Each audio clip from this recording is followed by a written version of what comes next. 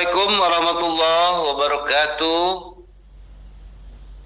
Anak-anakku sekalian, jumpa kembali dengan pelajaran Bapak, yaitu dalam mata pelajaran Al-Quran Hadis.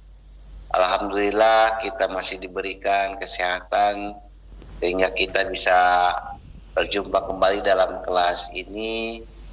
Baiklah anak-anakku sekalian, di hari ini pembelajaran ataupun tema ataupun bahasan belajar kita untuk hari ini untuk mata pelajaran Al-Quran Hadis, yaitu terkait dengan hukum bacaan mad tobe'i, mad wajib muttasil, dan mad jaiz munfasil.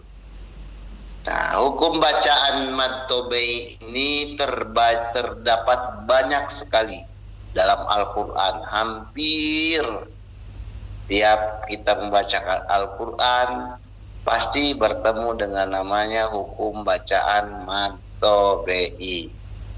Apa itu yang dimaksud dengan mad tobe'i? Mad tobe'i itu mad yang dibaca panjang karena suara mad yang dibaca panjang karena terdapat huruf mad di situ. Apa saja huruf mad itu? Yang pertama ada huruf alif mati, itu yang dimaksud huruf mad tobe'i. Yang kedua ada wawu mati, dan yang ketiga ada iya mati. Nah, tetapi ada syaratnya. Meskipun ada alif mati, sesudahnya itu harus berharokat fathah. Nah, ada juga wawu mati, sesudahnya harus berharokat doma. Dan iya mati sebelumnya harus berharokat kasroh. Jadi hukum mad itu terjadi bila ada hal yang seperti itu, 3 huruf alif, waw, dan iya mati, sebelumnya ada harokat doma, kasroh, dan fathah. Itu bisa dipahami anak-anak. Nah, Bapak ambil contoh dalam Al-Quran. Ketika kita membaca Al-Quran mungkin menemui kalimat atau kata sebagai berikut. Nih contoh dalam Al-Quran untuk mad tobe'i. Untuk mad tobe'i alif, alif mati, sebelumnya itu harus ada harokat fathah. Contoh lafaz kola, 2 harokat atau 1 alif, itu panjangnya. Karena ada huruf alif mati, di dalam huruf qaf ada harokat fathah, maka dihukumin mad tobe'i untuk alif. Contoh yang alif.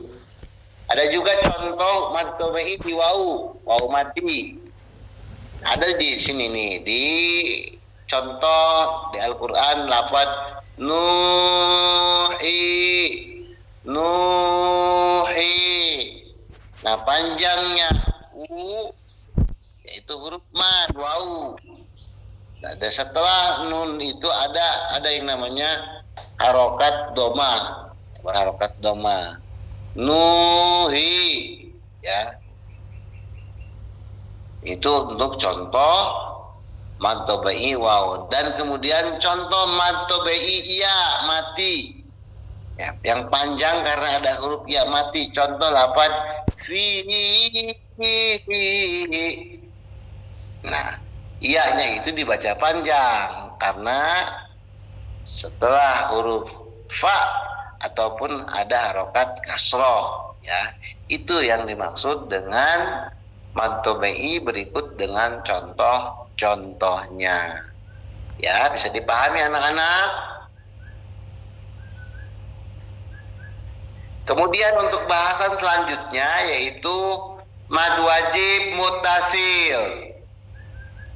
Mad wajib muttasil itu apa anak-anak? Nah, di sini ada pengertiannya, yaitu mad yang terjadi apabila huruf mad bertemu dengan hamzah dalam satu kata atau satu kalimat.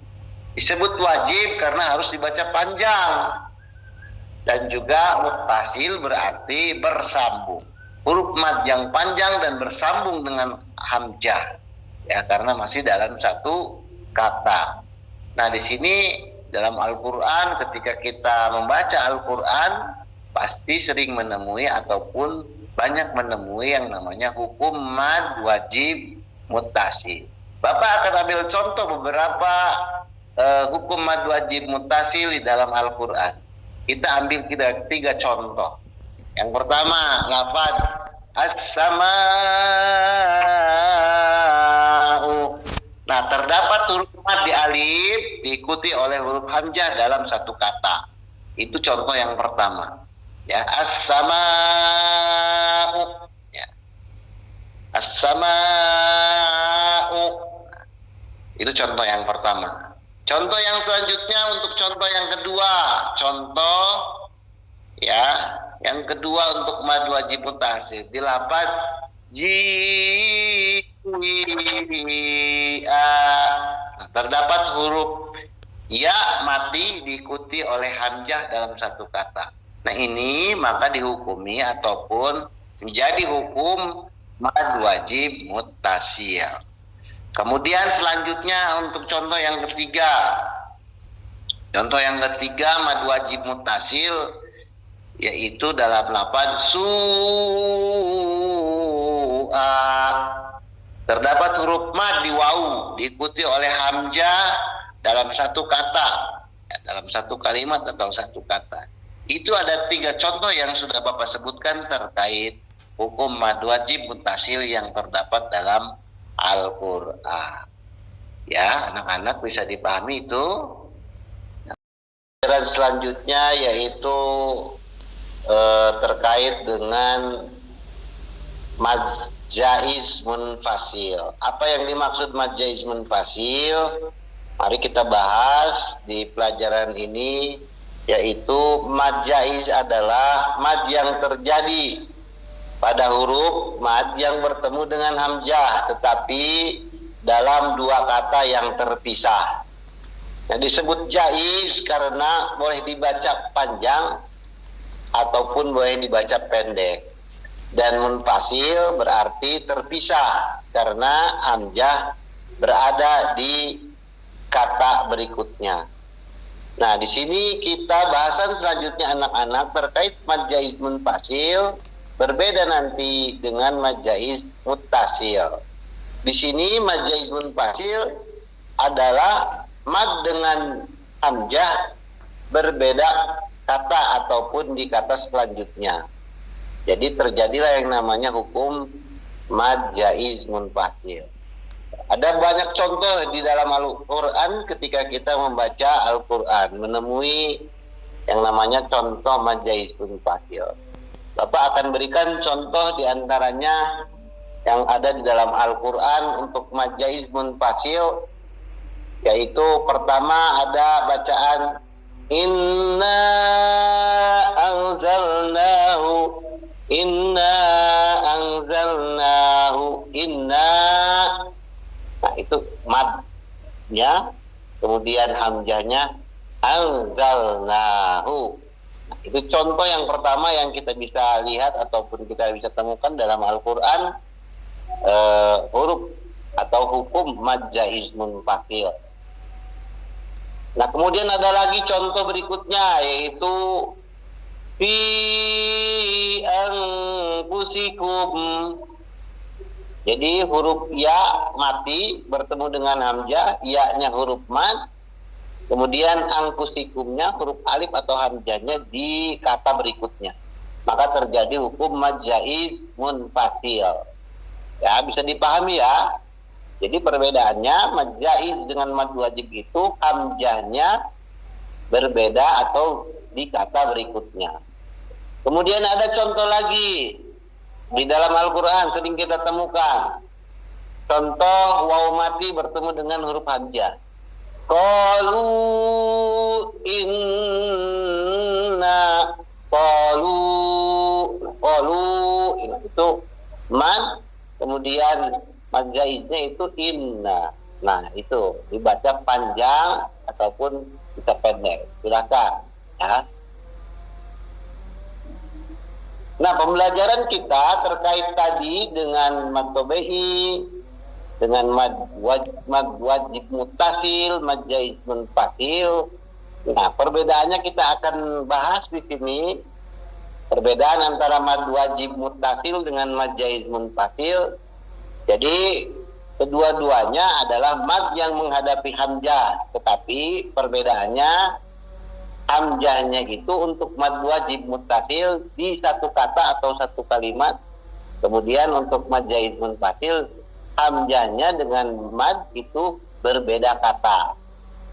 Nah, bisa dilihat oleh kita di sini dalam satu kata untuk mad wajib mutasil, kemudian mad jaiz munfasil di kata yang berbeda.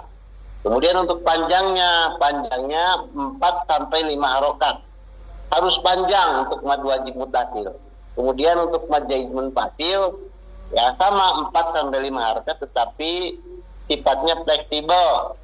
Boleh kita 5 harokat ataupun 4 harokat, boleh pun 2. Nah, itu masih sifatnya jaiz. Boleh. Nah, teman-teman ataupun anak-anak, selanjutnya pembelajaran kita terkait mad yang kita bahas dari ketiga mad ini. Nah, di sini pentingnya mempelajari mad tobe'i atau mad wajib ataupun mad jaiz munfasilnya untuk kita dalam pemahaman untuk membaca Al-Quran. Nah, di sini akan kita pakai dalam membaca Al-Quran.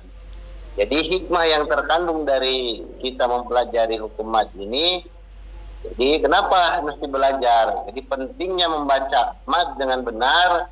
Satu, bisa memperindah bacaan Quran kita.